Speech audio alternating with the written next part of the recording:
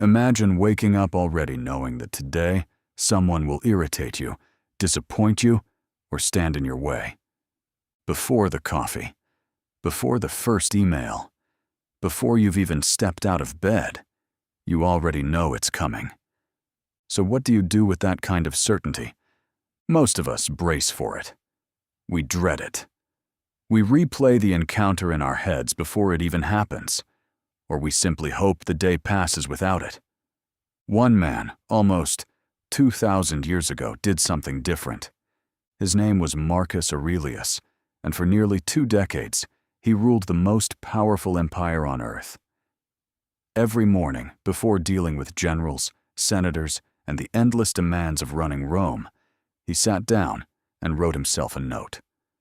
One of the first things he wrote, right at the start of that private notebook, was about the people who would frustrate him that day. His reasoning went something like this: "They act out of ignorance, not malice, so I will act according to reason." That's not an excuse for their behavior. It's a decision about whose behavior he was actually going to control. His own. And that one move, meeting the world with reason instead of reaction, became the compass for everything he wrote after it. Think about what a compass actually does. It doesn't stop the storm. It doesn't calm the sea or change the direction of the wind. What it does is smaller and far more useful. No matter how violently the ship gets thrown around, the needle keeps pointing the same way. It gives you something fixed to steer by when everything else is moving. That's what reason was for Marcus. Not protection from a hard day. A fixed point he kept returning to over and over whenever the weather turned. You can see this same pattern running through his private notes in different kinds of storms.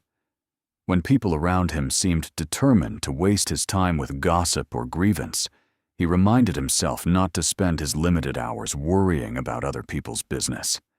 When he noticed his own thoughts drifting toward bitterness or worry, he reminded himself that a mind takes on the shape of whatever it habitually dwells on.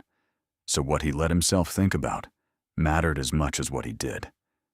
And when his focus started to scatter across a dozen things at once, he told himself simply to keep his attention on the task directly in front of him. 3 different storms. None of this is unique to ancient Rome. Swap generals and senators for a difficult coworker, a driver who won't move, an inbox that refills itself, a comment section built to make you angry.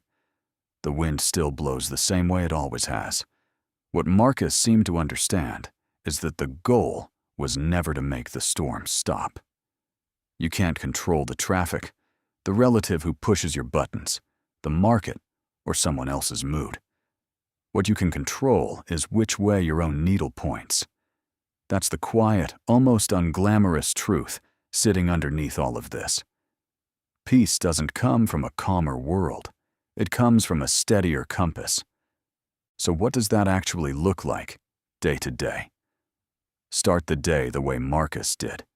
Not with a to-do list, but with a moment spent expecting friction, so it doesn't ambush you later. When someone frustrates you, pause and ask what's actually within your control here, and let that question pull your attention back toward it. Notice which thoughts you keep returning to uninvited, because those thoughts, repeated enough, quietly become the shape of your character. And when your focus splinters across a dozen half-finished worries, bring it back to the one thing actually in front of you. None of this fixes the storm.